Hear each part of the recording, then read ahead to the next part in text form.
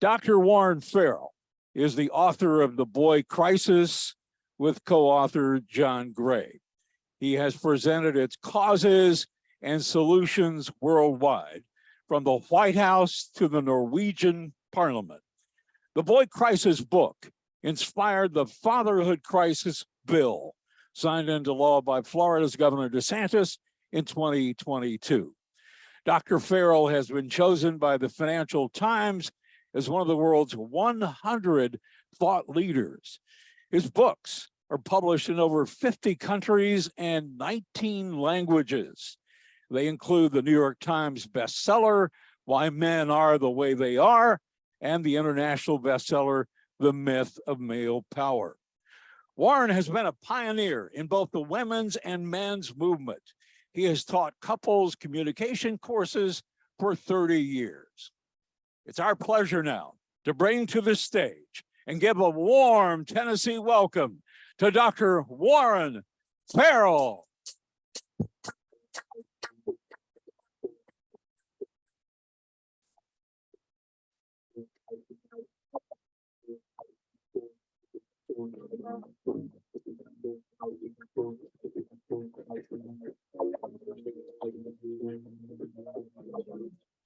None of us would be here today if it wasn't for Clarence Carter. Most visionaries are not pragmatists, and most pragmatists are not visionaries.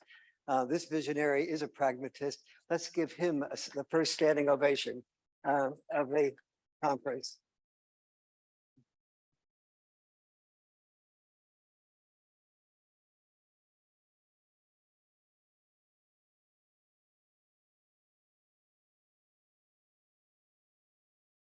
That was the only way I could guarantee a standing ovation.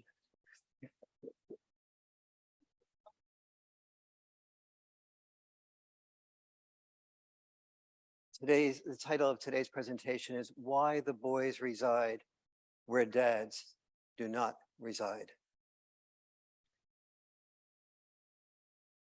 My background was a little bit different, not quite the suit that I'm wearing today with the little children on the bottom, but with Gloria Steinem and the National Organization for Women in New York City. They made the great gift to me, or maybe it was a curse, of asking me to form the first men's groups in the United States. And I did that with people from John Lennon to many, many other people who were deeply involved with their families. And that got me started. Actually, after I spent the first 6 months lecturing to them as to why they should be better feminists, I actually decided to listen to them instead of lecturing, and found the magic of listening, which was to see that the men had stories and hearts broken and glints in their eye, disappointed as well. And that the family was really based on everyone winning, and we weren't all winning when men weren't being paid attention to. And so I started to pay attention to the issue of boys and men. It was not good for my career, but it was very, I think, very heart enhancing for me. And so today I'd like to sort of do a little bit of an overview of giving three basic things. One is the evidence for the boy crisis. Second is the causes. And third are solutions. I, like Clarence, I'm very big on solutions. So I'll be talking in the breakout session later. I'll be having groups, all of us split into groups and working on creating solutions, and then talking about what solutions you as an individual could be most able to participate in and actually help Tennessee manifest. So that will be the core of that breakout session. For the evidence, let me just start with you for a moment. I'll ask you to think for a moment about this, about whether you've ever personally witnessed in your family or schools or any place else in your life, examples of challenges for boys being greater than the challenges for girls in the area of getting lower school grades, ADHD, greater addiction to girls than with video games, with alcohol, with drugs or pornography, and or being belligerent, having a lack of motivation, rudderlessness, emotional withdrawal, or reports not of suicidal ideations, but reports are family members that have actually committed suicide. Raise your hand if you've been witness to one or more of these challenges being exhibited more by boys than girls. Just raise your hand if that's been experienced for you. I think if I'm seeing accurately, it's about, raise your hand high, please, so I can see it more easily. Thank you. It looks like about 70%, 75% of the audience. That's the first bit of evidence. Always trust what we see, what we experience around us. Now let me look at the statistical evidence all around us, both the US globally and some of it in Tennessee that I've discovered in the 14 years that I did the research for and the writing of the Boy Crisis book. I'll start with the US. Here's some of the evidence of suicide. Notice that boys and girls at the age before the age of 9 rarely commit suicide, and when they do, they commit it about equally. By the age of 10 to 14, boys commit suicide twice as often as girls. Between 15 and 19, boys commit suicide 4 times as often. Between 20 and 25, 5 times as often. This is the privileged sex. In Tennessee, males commit suicide at more than 4 times the rate of females overall. The suicide rate has been going up in Tennessee between the ages of 10 and 44. Firearms account for 2 out of 3 suicides in Tennessee.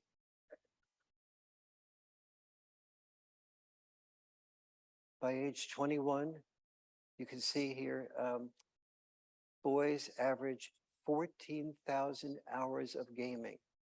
It takes only 1/3 that time to get a bachelor's degree.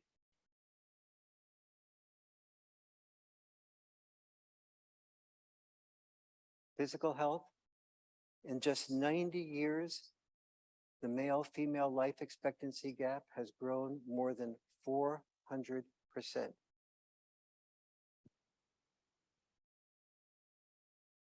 Since the 1980s, American men have literally been losing their testosterone, with average levels declining by about 1% per year, along with declining sperm counts.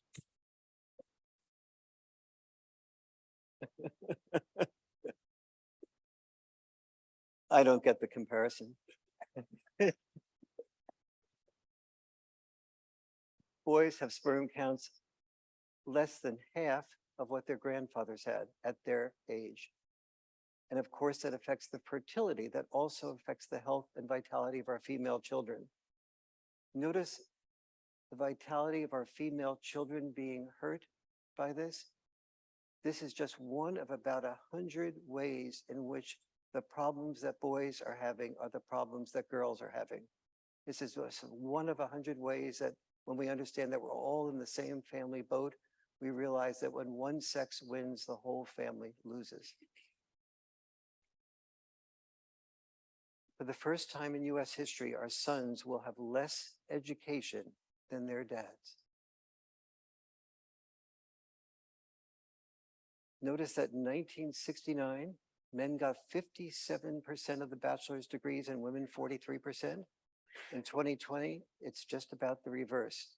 Women get 58%, men 42%. It's projected that in a few years, women will graduate at twice the rate of men. Why? Once they're admitted to college, men are 10% less likely to drop, more likely rather to drop out of college or to not graduate. In Tennessee, at Tennessee State University, 66% of bachelor's degrees are awarded to women, 34% to men. At the U of T in Knoxville, 55% to women, 45% to men. When there's fewer bachelor's degrees, there's more bachelors. The implications for the future of family? When women are ready to have children, I don't know of many female college graduates who are looking for male college dropouts.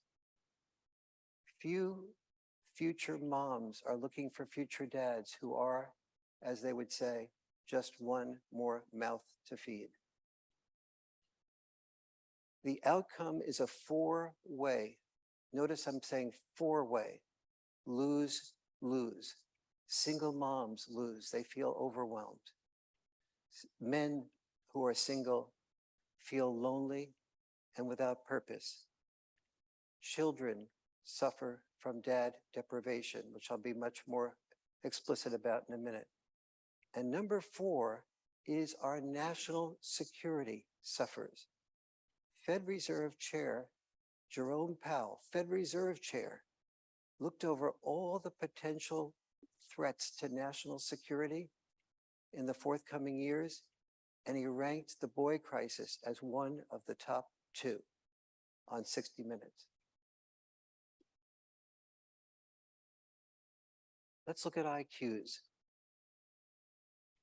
Boys who are nearly 12 years old today are doing only as well as the 8 to 9-year-olds in the 70s on IQ tests. This crisis is not just in the US and Tennessee, it's also global. In different countries, they have different sayings. In China, it's women up, men down. Japan, it's herbivores and socially isolated. In Europe, they have an acronym, of course, just like NATO, not in education, employment, or training. And in Sweden, they were good enough to take the name of my book, The Boy Crisis. In the UK, more deaths by suicide. In 1 year, more men in the UK died by suicide than all British soldiers fighting in all wars since 1945. The UN finds that boys have fallen behind girls in every one of the largest 70 developed nations, especially in reading and writing. And those of you who are in education at all know that reading and writing are the biggest predictors academically of the future success in academia. So let's look at the causes. There are many, I want to make clear that while I'm stressing dad deprivation here, that there are at least 5 causes of the boy crisis. When I did the research for the boy crisis, I found more than 10, but of those many causes, many that we think of as causes that I started out researching as equal causes, such as lack of male teachers, cutting back on recess and vocational education, they are clearly contributors, and solving those problems can be helpful. However, they're secondary level contributors. They're the result of 5 primary or underlying causes of the boy crisis. Of these primary causes, I'll have time mostly today to focus on the dad deprivation cause, but I want to make it clear that, that some of what the other causes are as well. Dad deprived boys we'll get into, and we'll get into the half-century of belief about girls and women as being powerless versus boys and men having the power. But I want to expand on that one a little bit right now. When we believe that boys and men have the power, we've also believed that came from male privilege. And all that male power and privilege is toxic, as in toxic masculinity. That's been basically the belief of the last half century. The conclusion basically is, even if boys are doing poorly, they'll soon become men who will have the power. So we don't need to worry. And since they will have male privilege as a result of having the power, focusing on boys means neglecting the girls without privilege, which must be misogyny. So as soon as you start articulating about boys and men's issues, you can see the people at your table wondering if you are a misogynist. And so you're not working from an empathy standpoint, you're working from a standpoint of suspicion. Third is the purpose void. Men's historical sense of purpose was to be the disposable sex. Disposable in war and disposable at work. To this day, 93% of the people who are killed in the workplace are males. Recently, disposability at war and in work has become less. That's a good thing on one level. The bad thing is that we haven't replaced boys' sense of purpose with a new, more vital, more empowering purpose. And as a result, we've created a purpose void.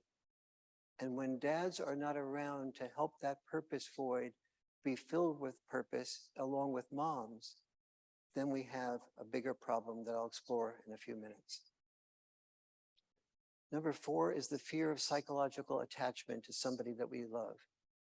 We are proud of men who join the Army, the Navy, the Air Force, the Marines. And that pride is wonderful and it helps us protect our country and survive. But it also makes us fearful of psychologically attaching to someone we are prepared for being proud of, who we may, as a result of that pride, lose. It is challenging to attach to something we may lose. Number 5 is our repulsion for men who complain. Hold on to this one. When a woman complains, men compete to be her savior. When a man complains, it feels to a woman like whining. Women fall in love with alpha men, not whining men. But so sad it's funny. But men aren't to be left off the hook here. We men disrespect men who complain. Therefore, men shut up. It's the one thing we learn. And women can't hear what men don't say.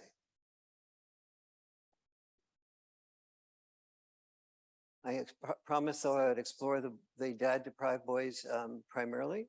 And of the many, whoopsie daisy, I think we got ahead of myself there. Of the many causes of the boy crisis, I discovered that more than any other, the boy crisis resides where dads do not reside.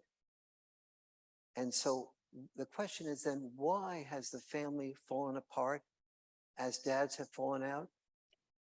Go back to that UN finding that I mentioned a few minutes ago about boys falling behind girls in every one of the 70 largest developed nations. Most people hear the word 70. I want you to hear now the word developed. It's in developed nations that enough citizens are able to survive that the government can feel free to offer legal permission and the culture can offer social permission to afford 2 family-related luxuries. Number 1 is the luxury of divorce.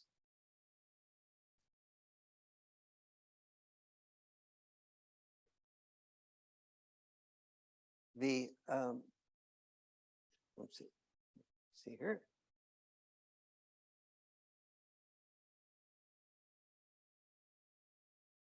And what ends up often with divorce is the arguments between mothers and fathers lead to the father leaving the home. Number 2 is single moms.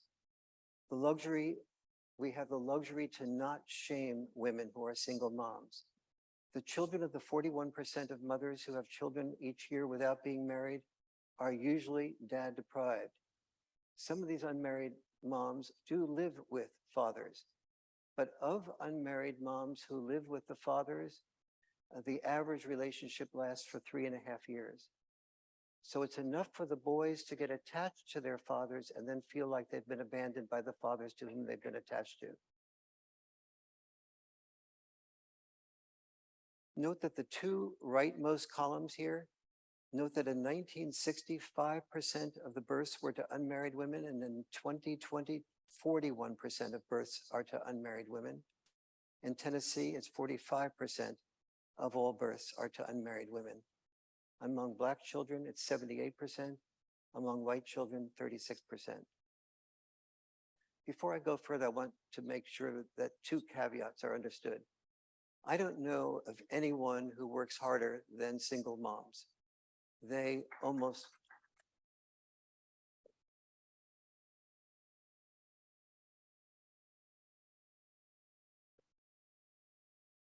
every single mom with whom I've spoken or before I met my wife 30 years ago, the women I dated in between marriages, almost all of them said that they felt overwhelmed and they felt guilty that they didn't do well enough by their children and guilty that they didn't do well enough by their work. And they were in an everlasting juggling act. Number two, that the majority of boys raised by single moms. So the fact the boy crisis resides where dads do not reside, does not mean that the majority of boys raised by single moms don't do reasonably well. So Presidents Carter, Bush, Clinton, Obama, they were all products of single moms. And so I want to make sure that those two data points and emotion points are really understood as I talk about what's happening here. Part of what causes the lack of involvement is the way men are portrayed. This is an actual poster from the Dallas area rapid transit buses saying, "When I grow up, I will beat my wife." Understand that when a poster is a government poster, in order for it to become a government poster, it has to pass through multiple levels of bureaucracy, almost every single bureaucrat of whom is trained to be very cautious.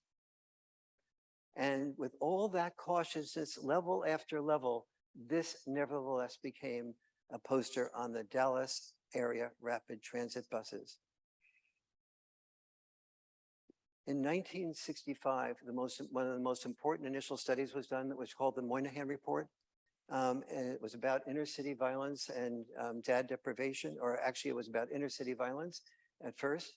And there was a lot of fear that Senator Daniel Patrick Moynihan, who is both a senator and a PhD in sociology, that he was going to find out that blacks caused crimes and people were afraid of the racial implications. What he found out was very different, that the crimes were occurring only in that portion of the black community where there was fatherlessness. And at that time, that was 25% of the black community inner city was being raised by without involvement of the dads. At that point in time, this was 1965, only 3.1% of white males were dad deprived. Today, 72% of black males are dad deprived, and 36% of white males are dad deprived. Notice that the 36% exceeds the 25% that we're talking about among black males in inner cities in 1965.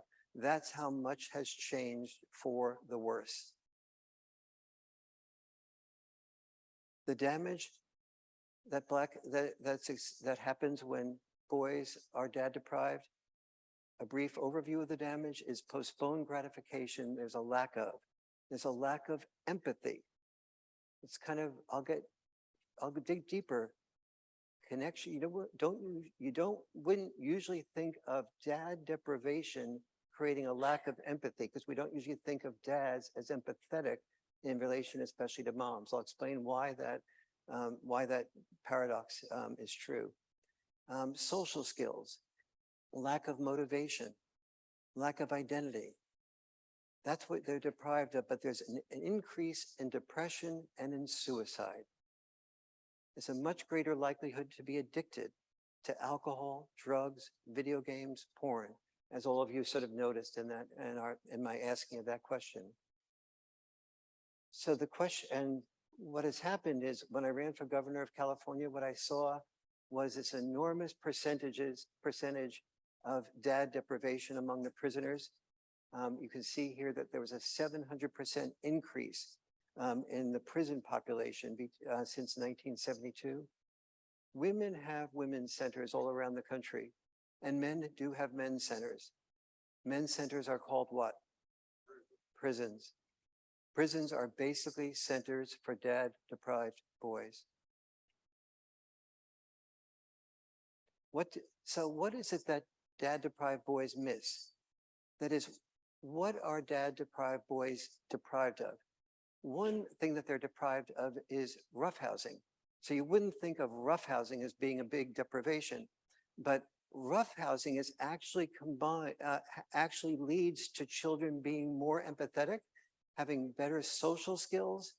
And so let's look at how that happens. For example, a dad starts to think about roughhousing. Let's say he has two boys and a girl.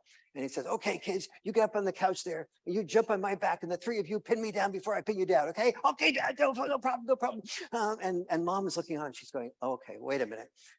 I feel like I have just one more child to monitor here." I see the kids are having fun, and I don't want to be controlling, but I feel guilty if I did control, but I just feel intuitively, I feel like maybe sooner or later somebody's going to get hurt. Well, she's only about 99.5% likely to be right. And so sooner, very soon, the kids are going back and forth, and sure enough, Jimmy sticks his elbow in his sister's eye, and his sister starts crying, and mom goes, "Oh no, I knew it. I should have paid attention to my intuition, and I should have spoken up." She feels guilty because she didn't speak up, and she would have felt guilty if she had interfered with dad being involved.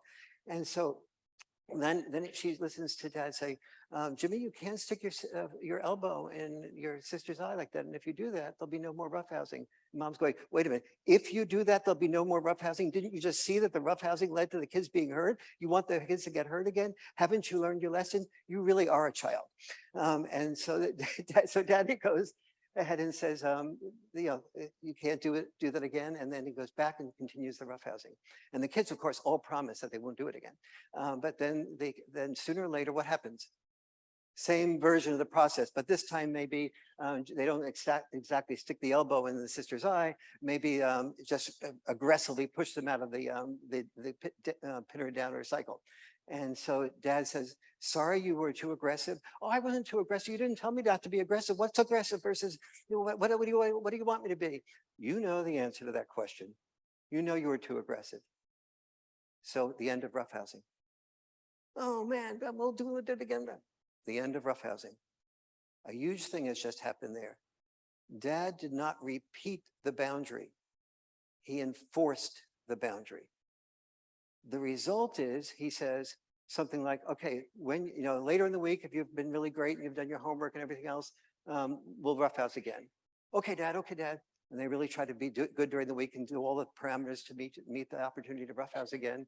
And notice now what's happening here is dad is creating a bond with the kids. The kids love playing with the dads, and there's a lot of activity and connection here.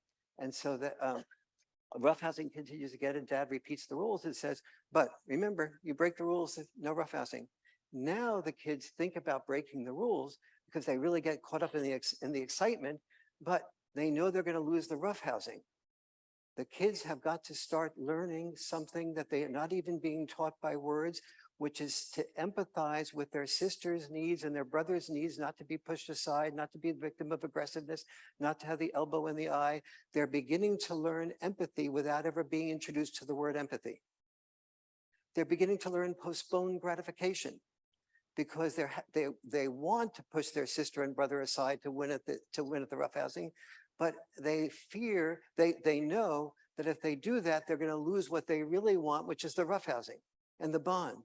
So they're learning to postpone their gratification to get to what they want to do. Postponed gratification is the single biggest predictor of success or failure in life. Empathy is probably the single most important quality we want our children to learn. And here they're happening through roughhousing. But I've never heard a dad say to a mom, "Sweetie, I really want to roughhouse with children. I really think it'll be very good for them, increasing their empathy." And so I don't blame moms for not knowing this, because moms can't hear what dads don't say. And I don't blame dads for not knowing this, because the reason I wrote about the differences between dad style parenting versus mom style parenting, of which this is just one, and occasionally, of course, it's reversed. The reason I wrote about this is I couldn't find it in any books on fathers or in any magazine articles on fathers. It was completely left out of the literature. And dads can't learn what they can't read, and they don't even see even if they do subscribe to those magazines and read books on that issue. And so we're in a vacuum in which both sexes are hurting as a result of us not knowing about these types of things. So what is happening here that I mentioned along the way? I mentioned boundary enforcement. If dads had said, "You can't roughhouse like this or stick your elbow in your sister's eye," and then they had done this again, and dad said, "I remember I told you that you couldn't do that. So if you do that again, there won't be any more roughhousing. And then they do it again. And then the person repeats that. I told you that you couldn't do that. Now, Jimmy, you did that twice, even after I told you. That's boundary setting. Boundary enforcement is I tell you once, and then the roughhousing stops. Many moms that I've spoken to say, I don't understand it. Dad tells the kids something once, and the kids obey. I feel really like hurt because I spend more time with them than their dads do, but yet I say something once, twice, 3 times, 4 times, and eventually I get so angry that I burst out and I set up this big punishment, and then I feel guilty that I can't follow through on the punishment. So I sort of back off on the punishment, and I guess that increases the problem, Dr. Farrell, doesn't it? And they get it. And sort of, and so that difference between boundary enforcement and boundary setting is so important. We see this come up in study after study, like studies of bedtimes. Moms set bedtimes earlier than dads. Dads set bedtimes later, but the dads get to bed, the children with the dads get to bed earlier because they tend to enforce the boundary rather than setting the boundary and being able to be manipulated by the child into saying, oh, mom, I didn't get my homework done. Can I have a few more minutes to do that? Oh, now I got my homework done. Can you read to me? Oh, not that's just that story. I sleep better when it's this story as well. And that type of process is less likely to happen with the dads. Again, I know dads who are much more like moms and moms who are much more like dads, but this is the overall difference in that. And there is no single more important contribution that dads tend on average to make to the family when they are involved than this boundary enforcement combined with the bonding of love. If dad enforces boundaries but doesn't spend a lot of time with the children, other problems happen. It's the time, the nurturing, the love, the bonding combined with this boundary enforcement that is the key. I'll give you some example of the way dads build bonds that I think you'll enjoy.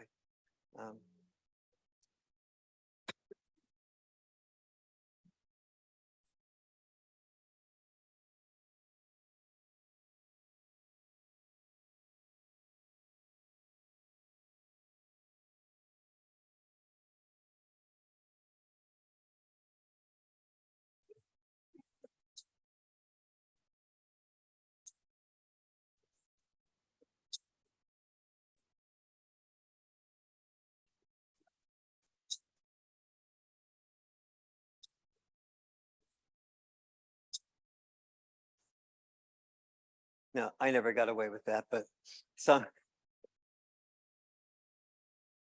And teasing is one of the most important. Undercover, Agent Sanders. I've been telling you for a while. Sir, please. No. What? Hold over now. Look at the car. I'm not gonna ask you anything. Oh.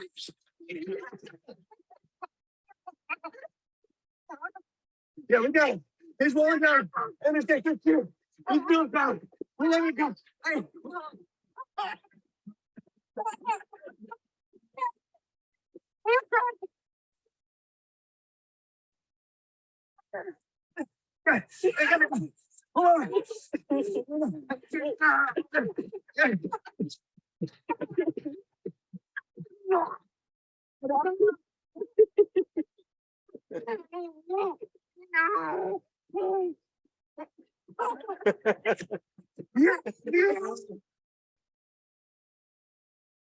Now, this form of parenting I do identify with. Teasing, won't have enough time to get into it. Knowing the boundaries around teasing, what teasing is productive, what teasing is counterproductive, what teasing is cruel, what teasing teaches children about how to differentiate body language, tone of voice, lots of subtleties that make children far more socially adept when the right balance of teasing. This is where it's important that mothers and fathers work together.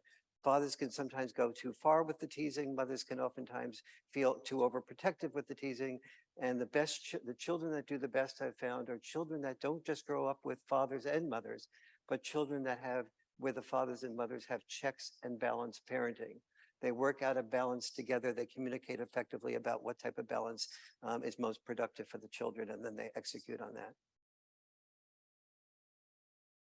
Dad-deprived boys, like we saw in the image about divorce with the father walking out, is boys who are hurt.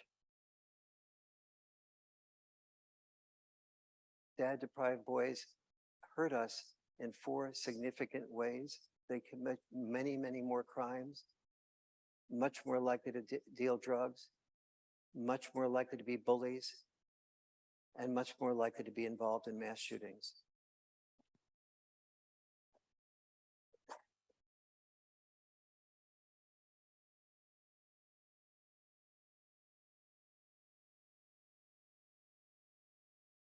Our headlines often shout, it's poor family values that result in mass shootings. It's violence in the media. No, it's violence in video games. No, it's access to guns. No, it's mental illness. Of course it's mental illness. Duh. Each is a player. But our daughters live in the same homes with the same family values, with the same access to the same guns, the same video games, the same violence in the media, and similar mental illnesses. And our daughters are not the mass shooters. Our sons are. Boys who hurt us are boys who hurt. Cause number 2 is a half century of belief we have mentioned before of women and girls being powerless and boys' problems therefore being able to be ignored. A manifestation of that is when a teacher doesn't know it's a boy, the boy is 1/3 more likely to be graded higher on a reading test. That's from the Organization of Economic Cooperation and Development. We see images like boys are stupid, throw rocks at them, a huge best-selling industry, not just book, filled with posters, t-shirts, coffee cups. I don't think rocks. Oftentimes, we notice that there's an assumption in the culture that mom has the right to children if there's a divorce. Dads have to fight for children. Some ugly guy had to fight with the children. Obviously Brad Pitt. Moms tend to have in the culture 3 options. Option 1 is to work full-time. Option 2 is to work for children full-time. Option 3 is some combination of both.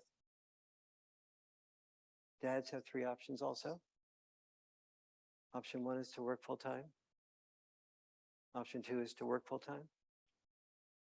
Option 3 is to work full-time. Obviously, he's a working class man who will probably work 2 jobs and as a white-collar worker, work overtime. When he works overtime, it's oftentimes he earns more money. And then we say, he has more money, he has more privilege. So let me move to solutions.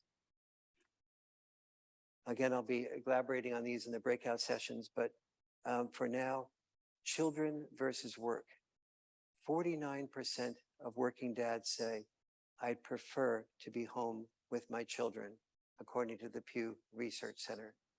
So we have dads' willingness to be involved. They say they'd prefer to be home with the children full-time rather than working, but the children and the family needs my income. Dad's time versus dad's dime. A Harvard study, 85-year longitudinal study, found that happiness happens at the max once a child and family have between $50,000 and $70,000 a year of income, and that after that amount of income, the time with dad helps children and the family more than the money from dad. The solution is understanding that dad's time is worth more than dad's dime.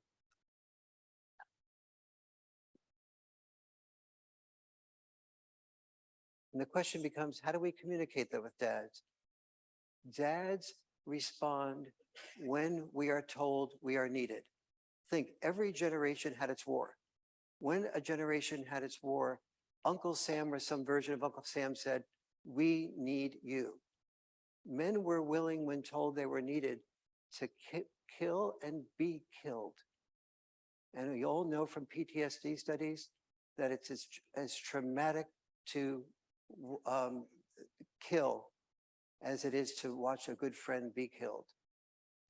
And so the experience of that leaves so many dads feeling traumatized and having PTSD that we all know about.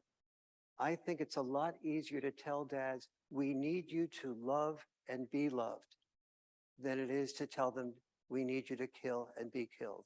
And that becomes the potential new sense of male purpose. Remembering that dad and rich boys are boys who live with their fathers after divorce. Even after divorce, they're warmer, more mature, more independent, and have a higher self-esteem. Worldwide, the amount of time father spends with a child is one of the strongest predictors of empathy in adulthood. Drugs, we spend billions of dollars on programs for mental health and drug rehab for millions of dollars rather than billions. If we invested that in dad involvement, it would decrease the amount that we need to invest in preventing drug use. From a father's standpoint, we need to communicate with dads that in the future, with technological change being so rapid, that you'll have a career for less time, but with people living longer, you'll be a dad for more time.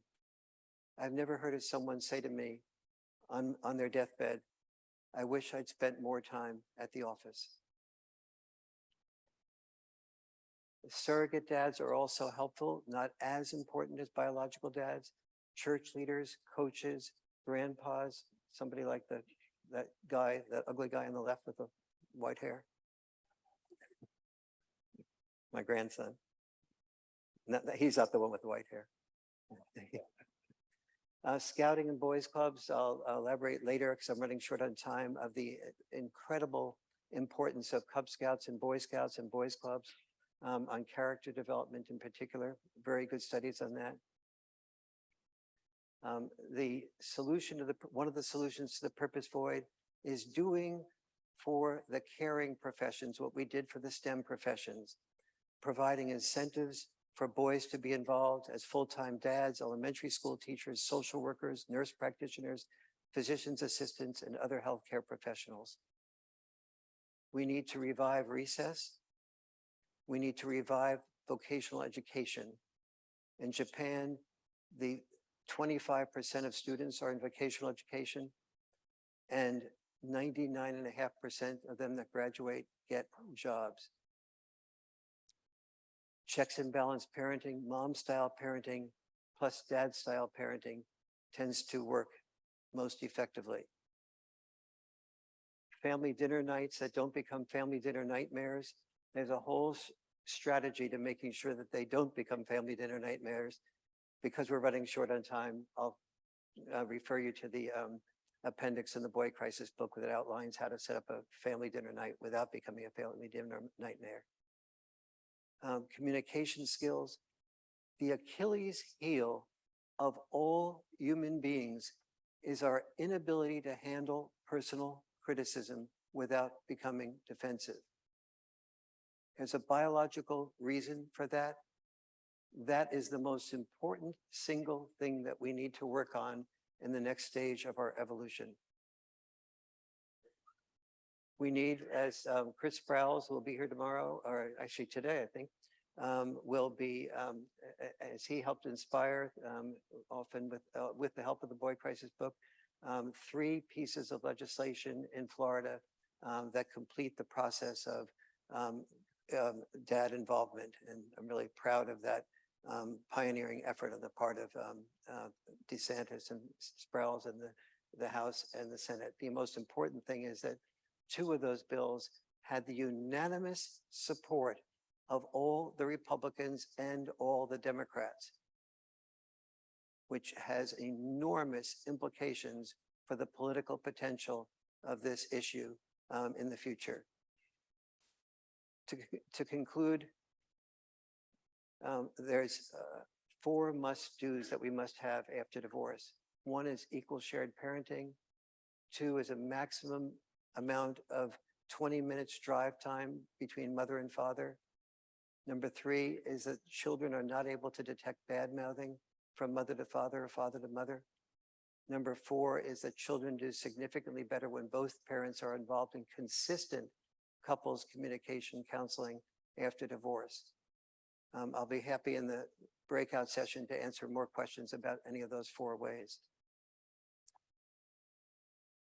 The solution is, the final solution that I'll be talking about tonight is rowing. It could be called metaphorically rowing the family boat.